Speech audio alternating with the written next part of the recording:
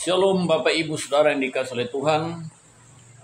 Firman Tuhan buat kita saya ambil dari 2 Raja-Raja pasal yang ke-20 ayat 1 sampai dengan ayat yang ke-6. Ini kisah tentang Raja Hizkia yang sakit, yang sudah divonis bahwa dia tidak akan lama lagi usianya. Namun Tuhan merubah keputusannya. Saya akan bacakan buat kita. Demikian firman Tuhan. Pada hari-hari itu Hizkia jatuh sakit dan hampir mati. Lalu Nabi Yesaya bin Amos datang dan berkata kepadanya, "Beginilah firman Tuhan. Tinggalkanlah pesan kepada keluargamu, sebab engkau akan mati, tidak akan sembuh lagi."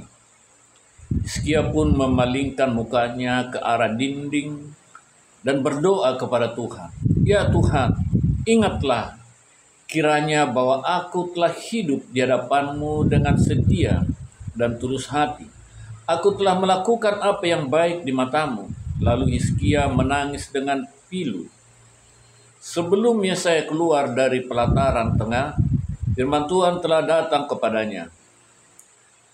"Kembalilah dan katakanlah kepada Hizkia, pemimpin umatku, beginilah firman Tuhan, Allah Daud, bapa leluhurmu. Telah ku dengar doamu dan kulihat air matamu. Sesungguhnya aku akan menyembuhkan engkau. Pada hari ketiga, engkau akan pergi ke rumah Tuhan." Nah, demikian firman Tuhan. Saudaraku yang dikasihi oleh Tuhan, pengalaman hidup Hizkia tentang sakit yang dideritanya, yang membuat nyawanya terancam dan nyaris mati, di mana akhirnya Tuhan menyembuhkan dia dan bahkan hidupnya diperpanjang 15 tahun lagi. Ini menjadi sebuah pelajaran yang sangat berharga bagi semua orang percaya. Kesungguhan dalam berdoa dan kesetiaan seseorang melakukan kehendak Tuhan, ini akan sanggup menyentuh dan menggerakkan hati Tuhan untuk merubah keputusan dan menyatakan belas kasihan-Nya. Tuhan mengutus Nabi Yesaya untuk menyampaikan pesan penting kepada Hizkia bahwa ia tidak akan sembuh dari sakitnya dan dia akan mati.